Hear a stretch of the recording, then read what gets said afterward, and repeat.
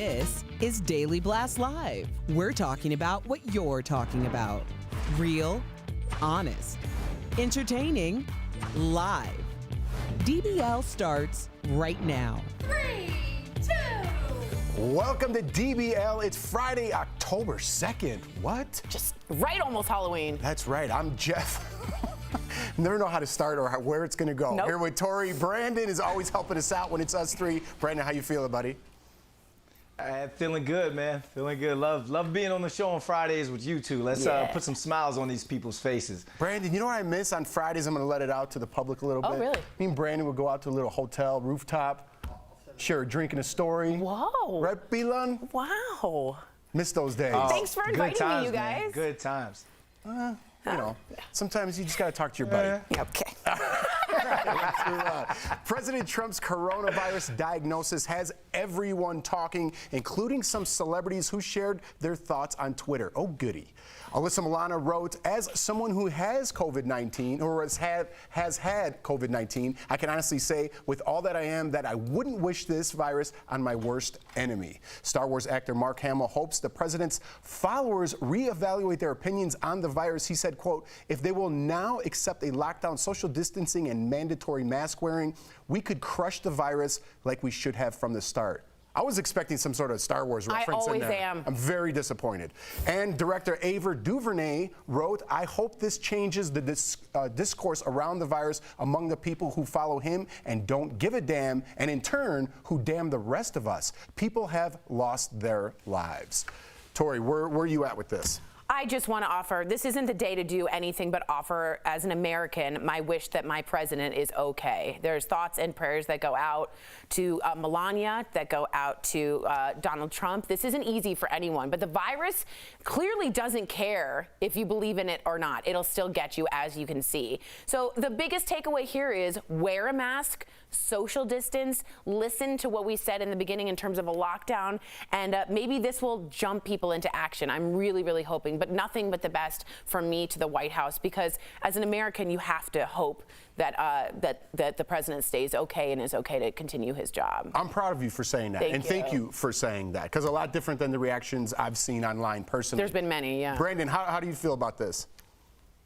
Well, look, I'm proud of you, Tori, and I'm proud of a lot of these celebrities as well, taking the high road. You know, Jamil Hill said that you can wish someone well and not feel bad for them. And I'm glad that people, like I said, are going high with their responses, because like Tori said, karma is real. So you can talk, you can say, oh, I told you in this. You can come out of your mouth with whatever you want. But just know, like Tori said, that virus doesn't care that you were in Star Wars, doesn't care that you were in Space Jam or whatever. It doesn't care at all. It can still affect you and your family. So I'm glad that people took the high road, because we do need to take this thing seriously. And I'm hoping that people who have said that this is a hoax in the past is now using their platform to tell people, hey, we need to take this thing seriously, wear a mask, and let's get this thing nipped in the bud as fast as possible. Yeah, you know, what do you think? I love to have fun on the show, right? But you have to talk about the hard things sometimes. And, you know, I hope this opens a lot of people's eyes. And I'm not pointing fingers. I'm not shaming anybody. This shouldn't be a red or blue problem that we have. This is a worldwide American pandemic. Yeah. This is an American problem, especially because of the divide we have in our country. So let's stop with people at Trump rallies don't wear masks, people at Biden rallies don't wear masks, people who are rioting and looting or peaceful protesting. Listen, people who don't wear masks are the problem. It's not a red problem. It's not a blue problem. It's people who don't wear masks. So I hope this is a wake-up call, because let's play out the scenario that in the end we find out masks don't even work, right? Let's play out my scenario. For a couple months, we all wear masks, and we get through this till we find a vaccine or whatever cure that we have. Why are you not wearing a mask and people are dying? That's your scenario. My scenario is we wear a mask and just all participate in this country getting better. What you're clearly saying is it's patriotic to wear a mask, and it totally is. And I wonder if we'll see the president, and I hope we do, wear a mask more, because it does come from the top. And I hope he shows that example, because you're absolutely right. You just summed up what I said in 1 second, and I took a minute and a half of babbling. Everyone loves She's good at doing that, Jeff. Everyone loves your babble. I was like, man, that was the word I was looking for in that 90-second babble. All right, we're moving on. Let's have some fun. And because of that, oh, okay. No, go ahead. I was going to say, because you do that so great, Tori, you're invited to the next rooftop social engagement we can have when we get there. It probably won't be till 2022, but all right. Keep it on your calendar. I will, trust me. Wow, you're very. We could virtually have a drink. Yeah, I know. All right. You don't seem too confident. All right. Well, let's have some fun. We're getting a look at Jim Carrey as Joe Biden on Saturday Night Live. SNL released a new promo with the comedian and Maya Rudolph and Kamala Harris. Watch. As Kamala Harris. Watch.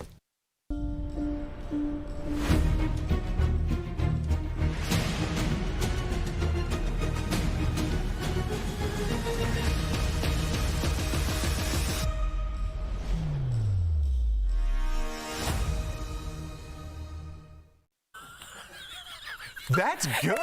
That's really good. Carrie is taking over playing Biden from Woody Harrelson and Jason Sudeikis. Who I love. They both did a great job. I thought the new Woody was season premieres tomorrow night. Oh. I'm so looking forward to this. That was amazing. Amazing. Now, first off, Maya Rudolph does have the facial features. I mean, she really looks like Kamala Harris, and she does her whole hey kind of thing really well. But Jim Carrey, a lot of people had trouble seeing it, but he's tall, lengthy, got that big mouth, little eyes. I think he could pull this off. This could be another Matt Damon, Brett Kavanaugh. Remember how good that was? This is going to be great. Brandon, you looking forward to this? I'm looking forward to it, but Tori, I'm wondering how detailed Jim Carrey can get with his impersonation.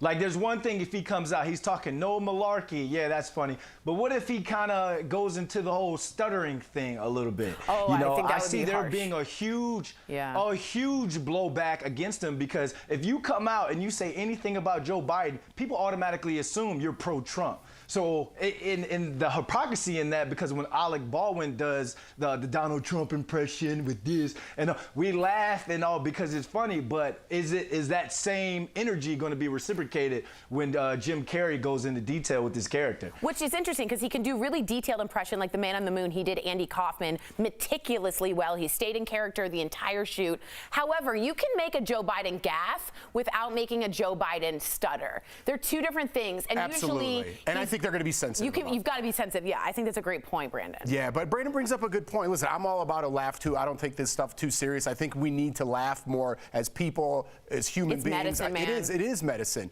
and you can't take things too serious. There's too much divisiveness online, and it's getting to me. So I think we all need a good laugh. But like you said, I think they're gonna take caution and not to offend people, hopefully. But I would hope. Listen, sometimes you got to skate that line for the comedy. It's satire, and we need a release valve, and that's what SNL is. Turn the release valve, Tori. You feel better? Yeah. All right. This next story involves one of my favorite actors, but it's a sad story. Can you believe Rick Moranis was sucker punched on the streets of New York? Look to the right side of your screen right here, okay? You see a man strike Rick, who falls to the ground, and then then he continues to walk on. I'm looking at the video. This is the first I'm seeing it too. It happened yesterday morning in Manhattan, and police are now offering a reward of up to $2,500 for information. I'm sure that's going to go up as the day goes on. $2,500 is not a lot. Rick went to the hospital with pain in his head, back, and hip. After he was released, he went to the cops to report the crime. We wish Rick a very speedy recovery. Now, this is what I'm talking about, the divisiveness in here. I don't know if that man knew, or whoever hit him knew that was Rick Moranis. But let me tell you something about that person who hit Rick Moranis. Rick Moranis is 5'5" and 128 pounds. Big man that punched Rick Moranis in the face for no reason. Big man. Good call. That's such a, I mean, not only, I don't think he knew who it was, the act of violence, but you're right. He's tiny. He gets hit. He's done nothing wrong. He's just come out of retirement. And this is sort of what I think a lot of people think 2020 is wrapped up to be. And Chris Evans wrote, Captain America, my blood is boiling. No one touches Rick Moranis. I mean, he's just beloved by everyone. So it's, again, just 2020, another, like, really? I couldn't have written this worse. And it was at 7 in the morning. 7:24 in the morning in the Upper West Side of Manhattan for no particular reason with an I Heart NY on there. What a scene. What a scene. Brandon, what are your thoughts? I'm wondering, what did this dude have for breakfast that morning? Nothing. To where he's so upset that you've got to hit the dude from Spaceballs. If anything, punch me, because a couple weeks ago I forgot all about the movie Spaceballs, and I know that's how a lot of DBL Nation felt when I said that. But I just, come on, man. Like you said, this is 2020 wrapped up in a nutshell, and I hope this guy gets brought to justice, because come on, this is uncalled for. Yeah, he wouldn't punch you, Brandon, because you're 6'3", 6'4", 200-something pounds. He has to pick on someone who's this big, otherwise he wouldn't have done it. And I hope that reward goes a little higher. It must. It must. All right, guys. Kylie Jenner is taking some heat for her daughter's back-to-school pick. Yes. Kylie posted this video of 2-year-old Stormy wearing a $12,000 Hermes backpack. The post grabbed the attention of Bethany Frankel, who called it the most transparent, humble brag she's seen yet. Bethany later wrote on Twitter that she is no stranger to luxury items, but criticized Kylie for flaunting her wealth during a pandemic and the greatest unemployment crisis in our lifetime. Tori, you're moaning and groaning over there. I don't know how to feel. I wanted to get your take actually on this, Jeff and Brandon, because is that Kylie's brand and she's absolutely welcome to do so. I also totally understand that looks really crappy. Way to take a hard stand. I know, but I've been lost on this, and I don't know. I think I just want to know. I think I agree with Bethany. I think it looks really bad. I think it looks really bad. Do I also think Kylie is allowed to spread her money the way she wants? Yes. But I do think, to be honest with you, I'm probably more on Bethany's side. So many people are struggling. It wasn't necessary for a 12 grand bag for a 2-year-old. I didn't know your balance was that good from riding that fence. Oh, burn! I'll tell you how I feel. I was just going to counter whatever point you made. But listen, Kylie Jenner and her children or child, they're never going to grow up normal, okay? No matter what you look at Kylie Jenner as, that child is not going to grow up normal. She's going to grow up with Hermes everything. All the luxuries that life has to offer, that child will have. You want her to not post that, not post her life. If you don't like it, don't follow her. That's my take, It's a fair take. And then the lady's gonna say, I'm no stranger to luxury. Like, what? Come on now. And what do you want her to wear? A JanSport in between those two luxury cars? Come on. JanSport was the coolest when you had it on one arm. Remember Kangaroos? Remember Ruse? Walter Payton. Oh, your hero. Oh, look at me. I got off camera, and there's nobody here. So that means that's a good one. All right, Brandon, stick around, or should I say have a great weekend, Brandon? I miss you already, man. I didn't want to say goodbye. It's hard to say goodbye. Coming up on DBL, Orange is the New Black star Taylor Schilling. She tells us all about her spooky new show, Monsterland, just in time for Halloween. What a weird coincidence that we're doing this story right before Halloween. Exactly. Plus, Versace makes history at their latest fashion show. Stephanie Jones tells us all about it in Fashion Fix Friday. We'll be right back. Closed caption.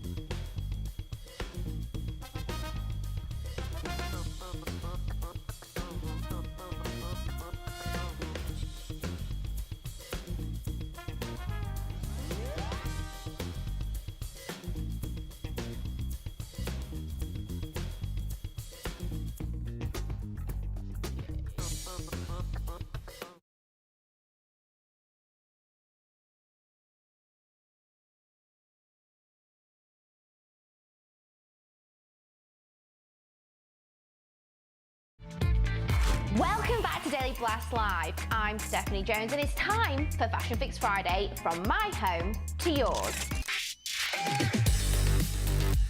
Paris Fashion Week is marching on despite the COVID-19 outbreak. Dior kicked things off with a socially distant show. Though crowds are much smaller, designers are still putting on huge productions. Models walked across a stage built to look like a cathedral to the sound of a choir singing. And Game of Thrones star Maisie Williams helped get things started too. She's one of the first celebs to be spotted sitting on a front row wearing matching head-to-toe Dior khaki outfit with her boyfriend, looking pretty cute. Now, whilst Paris Fashion Week continues on, Milan Fashion Week just wrapped up, and let me tell you, designers got creative there for their virtual shows, like Jeremy Scott for Moschino. He teamed up with Jim Henson, yep, the Jim Henson, to create puppets to show off his latest designs. And yeah, your eyes do not deceive you, that's an Anna Wintour puppet sitting front row. But all eyes were on Versace. 3 plus-size models walked to the runway, which was a first for the luxury fashion house. And the historic move is being praised by critics for finally showing an inclusive side of fashion. And fall is officially here, which means it's time to put our floral prints back in storage. Or does it? Well, Jessica Simpson and Ashley Simpson don't seem to think so. The sisters celebrated Ashley's 3rd pregnancy in gorgeous autumn-coloured frocks. Ashley's bell sleeves took me back to the 70s, which I am here for. Meanwhile, Jessica accessorized with a belt and a hat, giving a lot of versatility to this dress. I mean, leave it to these sisters to prove that florals and fall can be a match made in heaven. That's it for this week's Fashion Fix Friday. I'll be back next week with more style and beauty news, and Daily Blast Live will be back just after this.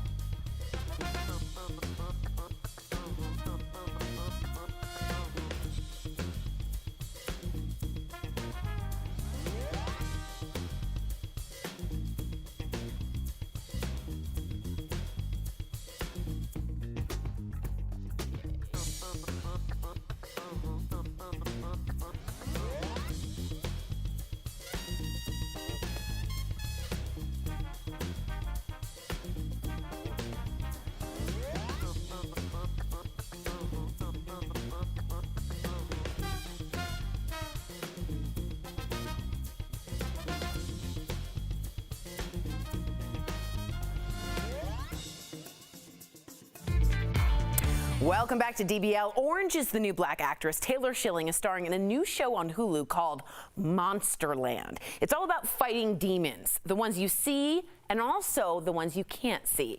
Lindsay caught up with Taylor earlier in today's Chatting with the Stars. Taylor Schilling, welcome to DBL. Thank you. It's so nice to be here. Thank you for having me. Now I have to ask you, you went on the other side of the camera for your directorial debut on an iPhone, no less. So how was that experience working with your partner? Oh yeah, that was amazing. That was so fun. I loved that song so much and it felt so appropriate for right now in quarantine. about your activism, because you said storytelling is activism, and you partnered up with Jane Fonda and hit the streets for climate change. So how did you guys get together? I read her biography and I saw her at some event, and I told her that I was just blown away by her, and we got to talking. We stayed pals. Yeah, what she's doing is so important. And I also want to talk about Orange is the New Black. So Orange is the New Black focused on a lot of the issues that we're having right now, dealing with race, solidarity, equality. So working on that series and knowing now that Black Lives Matter has a bigger platform than ever, do you think we're making progress? I think that there's more awareness right now, and I do think that that's progress. I think that we have a tremendous amount of work to do, and as you say, like, Orange is the New Black has been supporting the movement for a while now, but I think that we're kind of at another crossroads. We cannot look away right now, and I think Black Lives Matter is the most important thing that we can be turning our attention to, and has from its inception. You've been fighting invisible monsters off screen, and you're actually fighting real monsters on screen in your new show, Monsterland. What can we expect from this new anthology? What is cool about this show is that it is also dealing with invisible monsters. What Monsterland is doing is it's taking our inner demons, the underbelly, the scarier parts of our internal lives. Depression can be a monster, and anxiety can be a monster, and we can deal with the underbelly of our experience by turning them into monsters. And so the horror is more of the horror of our humanity and less the horror of a fictional monster outside of ourselves. I love that. That's super important. I just want to thank you so much, Taylor Schilling, for stopping by and chatting with us today. I know our whole DBL audience is going to be watching Monsterland. Thank you for having me, and take very good care of yourself. Thank you. Same to you. We'll be right back. Promotional consideration is brought to you by